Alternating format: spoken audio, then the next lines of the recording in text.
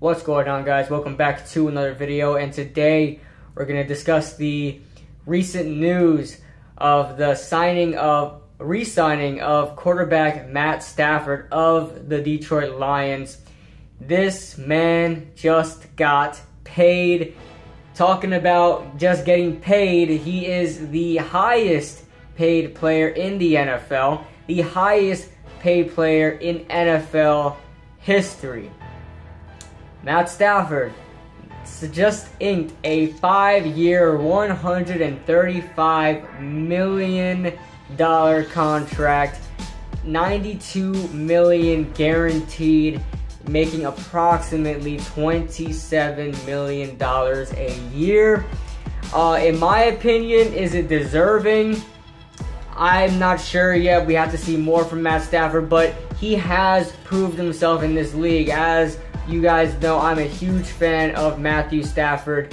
Back when ESPN was doing some ESPN Your Take, First Take, or something like that, First Take, Your Take, or something like that, they asked the question, who is a player that 5 years from now will be the face of the NFL? And my answer was completely different from everybody else. I said Matthew Stafford, because just judging by what we've seen from Matthew Stafford ever since 2011, when he really started to come on as a quarterback, I've noticed it in him, and he's definitely up there in the top quarterbacks, but I just don't know if $27 million is what he's worth yet, but we'll see. The Lions don't have a great team around him yet, so we have to see what we get with better weapons around him. I mean, he's got some guys this year. His offensive line is decent. He needs a running game. He definitely needs a running game. He's been without a running game ever since he was there in Detroit. Detroit hasn't had a running game in a long time.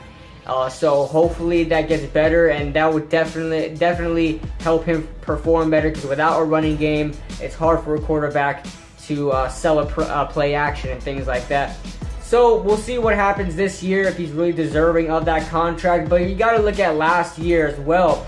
In 2016, he is the primary reason that they went, I believe they went 9-7, was it? Correct me if I'm wrong. I believe they went 9-7 or 10-6, and they made the playoffs. Unfortunately, they got kicked out by the Seattle Seahawks, but they made the playoffs. And Matthew Stafford had about 8 comeback wins, which is most in NFL history in a single season.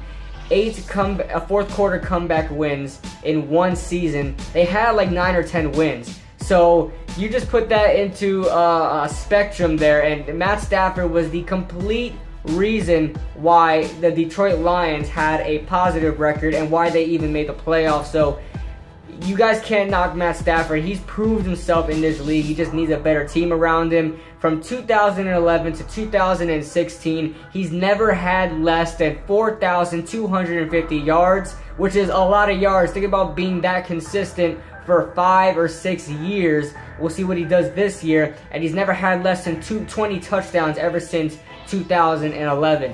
Think about that. That's what you want in your quarterback. So I could see why the Detroit Lions inked him for that much, because he's a consistent quarterback. He's somebody that if you put a team around him, he's gonna win you a Super Bowl. He will eventually, hopefully, win Detroit a Super Bowl. I think it can happen with Matthew Stafford. He is the type of quarterback that can do that.